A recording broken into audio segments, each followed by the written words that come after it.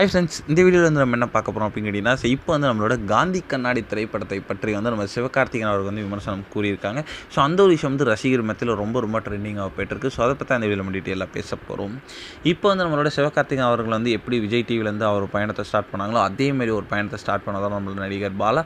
So அதேமாதிரி விஜய் டிவியில் start பண்ணி தமிழ் சினிமாக்குள்ள சின்ன காமெடி ரோல்லாம் பண்ணி இப்போ வந்து காந்தி கண்ணாடி அப்படின்ற ஒரு திரைப்படத்தின் மூலமாக கதாநாயகனாக வந்து உருவெடுத்து வந்திருக்காரு. ஸோ அந்த ஒரு திரைப்படம் வந்து நம்மளோட சிவகார்த்திகேயனோட மதராசி திரைப்படத்துக்கு வந்து ஆப்போசிட்டாக ரிலீஸ் ஆனாலுமே வந்து ஸோ கிடைக்க வேண்டிய வரவேற்பு சூப்பராகவே கிடச்சிருக்கு அப்படின்னு சொல்லலாம். அந்தளவுக்கு வந்து அந்த திரைப்படத்துக்கு வந்து எதிர்பார்ப்பு ரொம்பவே அதிகமாக இருந்துச்சு. காந்தி கண்ணாடிக்கு அந்த ஒரு எதிர்பார்ப்பை பூர்த்தி பண்ணியிருக்கு அப்படின்னு சொல்லலாம்.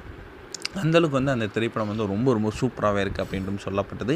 அண்ட் இப்போ வந்து நம்மளோட காந்தி கண்ணாடி திரைப்படத்தை பற்றி வந்து என்ன தான் வந்து நம்மளோட சிவகார்த்திகேயன் அவர்கள் வந்து ஆப்போசிட்டில் ரிலீஸ் பண்ணியிருந்தாலுமே வந்துட்டு ஸோ பாலாவை வந்து அவருக்கும் வந்து ரொம்ப வருஷமாக தெரியும் அப்படின்றதுனால ஸோ இப்போ வந்து நேரில் அழைச்சி வந்து நம்மளோட மொத்த படத்துலையும் நடிகர் சிவகார்த்திகேயன் அவர்கள் வந்து பாராட்டியிருக்காங்க அப்படின்றது இப்போ நியூஸ் கிடச்சிருக்குங்க.